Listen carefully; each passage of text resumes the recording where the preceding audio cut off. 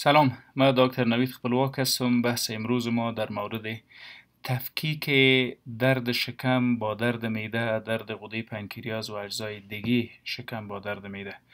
خب، اگر عفونت یا التهاب در معده موجود باشه، مریض بعد از خوردن نان اتومات احساس دلبدی یا ناسیا و بعد از دلبدی استفراغ میکنه.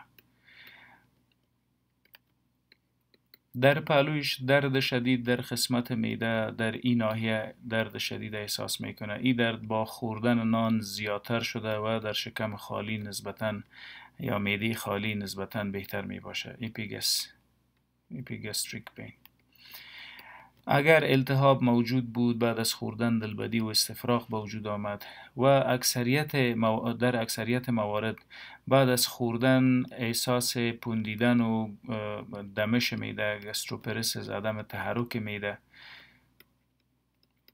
از جمله علائم است که بعد از التهاب و عفونت معده توسط یا استفاده ادویه‌جات یا اچ پایلوری و یا هر ملحوظ دیگه مریض احساس میکنه.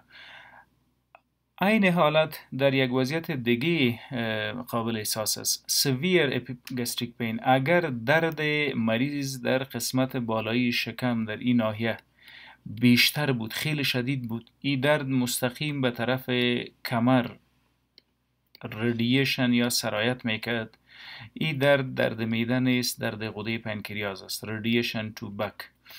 اکثر این نوع مریضا بعد از خوردن نان استفراغ و دلبدی داره. نان وقت بخوره اتومات نازیا، دلبدی و دلبدیشان تبدیل میشه به استفراغ.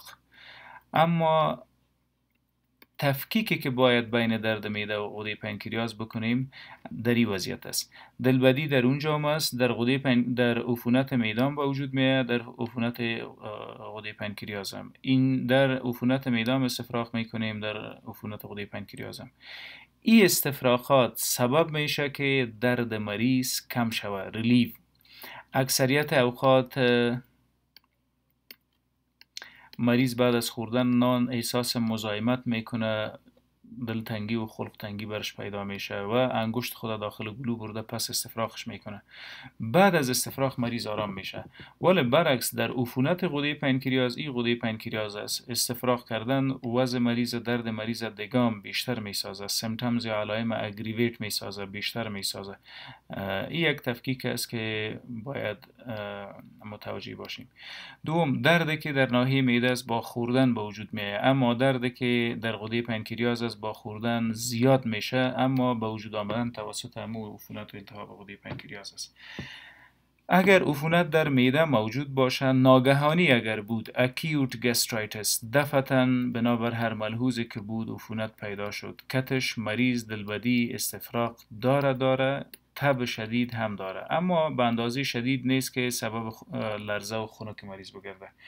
این وضعیت در عفونت غده پنکریاس هم موجود است. اگر عفونت غده پنکریاس بود، درد شدید با استفراغات و دلبدی که این وضعیت درد کنترل نمیکنه، اما در معده استفراغ، در عفونت معده استفراغات تسکین میسازه مریضه. تب شدید و سوزان نیز موجود است، اما در پهلوی تب که از غده پنکریاس، از عفونت غده پنکریاس قابل احساس است، مریض رایگرز، لرزه و خنک نیز میخوره. خب، چیزی که بیشتر قابل لمس است در تفکیک کردن بین درد معده و درد غده پنکریاس، بعد از خوردن شهم یا فرس، درد غده پنکریاس چند میشه و به اندازه که حتی بیشتر مریضا را طاقت فرسا ساخته و استفراغات بیشتر از اینا سبب میلری وایس تیر یا حتی پاره شدن و کفیدن میری میگرده. اینا مریضایی هستن که استیتوریا یا مواد غایطی چرب دارند، چون غده پنکریاس عفونت کرده. انزیم به نام لایپیز و امیلیز، دو انزیم خیلی مهم و حیاتی برای هضم مواد غذایی دیگه توسط پنکریاز به کوالیتی خوب تولید نمیشه. اینا هر دو در پنکریاتایتس یا عفونت پنکریاز از حد نرمال بالا میره. وقتی مقدارشان زیادتر شد بدون شک فٹس و اینا یا شحمیات دیجنریت ساخته و بیشتر در مواد غایطه بیرون مبراه. اگر در عفونت معده این ناحیه مریض فشار بتیم درد داره، ولی اگر در عفونت غده پنکریاز این ناحیه را فشار بتیم درد داره، تندرنس در هر دو موجود است. اما در عفونت غده پنکریاز درد مستقیم به قسمت کمر یا back of patient radiation یا سرایت میکنه. این دردها با خوردن نان زیاد میشه. این دردها با خوردن هیچ ارتباط نداره. خب چگونه در لابراتوار میتونیم این وضعیت مهار بسازیم؟ برای دانستن گسترایتس سیمتومز یا علائم خیلی مهم است. اگر مریض میآید و شکایت میکنه که بعد از خوردن نان استفراغ دلبری برم رخ میته، در گشنگی کاملا جور میباشه یا داخل استفراغ دلبری نیست، بعد از دلبری و استفراغ ریلیو یا راحت و تسکین میشم، اینا کسایی هستند که به التهاب معده روبرو شدن. باید حداقل ببینیم که علت اصلی التهاب معده چیست. استفاده از انسرت یا ادویه های ضد درد، بروفین بیشتر مشهور است دوایی صنفی و سیلیکوکزیب که بیشتر بر درد استخوان‌ازش استفاده میشه، سبب التهاب حاد معده یا گسترایتس میگرده. هلیکوباکتر پایلوری یا اچ پایلوری علت شایع و مهم است که سبب گسترایتس میگرده. در غده پنکریاز اگر جستجو بکنیم بیشتر اوبسیتی یا چاقی سبب کرونیک پنکریاتایتس میگرده CP و در پهلوی چاقی سیست ها و تومورها در پنکریاس، ضربات به غده پنکریاس سبب اکیوت و کرونیک پنکریاتایتس میگرده. در خون باید معاینه لایپیز و آمایلیز انجام بدهیم اگر استفراغ شدید داریم و توسط دواهای ضد استفراغ هم کنترل نمیشه. استفراغ کردن مواد خوردگی سبب تسکین درد اگر نمیشه، لایپیز یا آمایلیز باید ببینیم در مریض. حتی در اکثریت طفلا هم این موضوع قابل لمس و قابل دید است.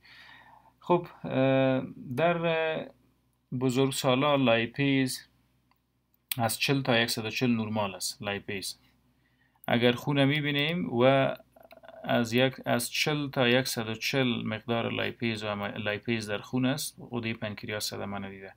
آمایلیز هم اگر میبینیم بین 24 الا 150 اگر بود نرمال است. اگر از این حالت مقدار انزیم بیشتر شده بود، در صورت باید حداقل به منیجمنت غده پنکریاس بپردازیم که ارگان نیمه حیاتی وجود است بالاخره.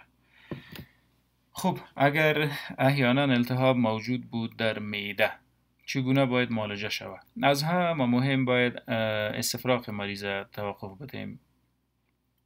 آنتی امتیکس یا دواهای ضد استفراغ. وقت استفراغ توقف کرد علت باید معالجه بکنیم. کازیتیو تراپی. اگر علت خوردن ادویه درد بود را باید توقف بدهیم. اگر علت اچ پایلوری بود اچ پایلوری را باید معالجه بکنیم و اگر علت عفونت غده پنکریاس است حداقل معالجه غده پنکریاس را باید داشته باشیم. و برای دراز مدت حداقل میتونیم از سیروپ یا شربت السنک که بیشتر مشهور است، این نام فابریکه است یا ترید نیم نام تجارتی، سوکرالفیت نام اصلیش است، میتونیم از سوکرالفیت برای چندین ماه شکم گشنه استفاده بکنیم، ولی برای خانم های حامله تجویز نمیشه سوکرالفیت. اگر در غده پنکریاس تکلیف موجود باشه، اولین کاری که میکنیم NPO نلپرورن، مریض از طریق دهن هیچ چیزان باید نخوره. کار دومی که باید بکنیم چون در استفراغات بیشتر مایات خود از دست داده، باید به فلیت تراپی بپردازیم یا معالجه ریپلیس کردن و جابجا سازی مایات در وجود. از طریق رگ نارمال سلاین رینگر لکتید هایپوتونیک و اینی سیروما یا انفیوژن ها را میتونیم استفاده بکنیم. علت عفونت غده پنکریاس باید پیدا بکنیم و از بین ببریم. در بیشتر اوقات استفاده انتی بیوتیک ها و نه رفتن مواد غذایی به داخل جهاز هاضمه و استفاده پی پی آی یا پنتاپرازول از طریق رگ، اسپازمولودکس چون نوسپا و در صورت که استفراغات بیشتر طولانی مدت بوده و زیادتر دوام کرده سبب طاقت فرسایی و ضعف مریض شده میتونیم که از TPN استفاده کنیم. TPN Total Parenteral Nutrition یعنی فراهم سازی غذای مریض از طریق رگ. ممنون.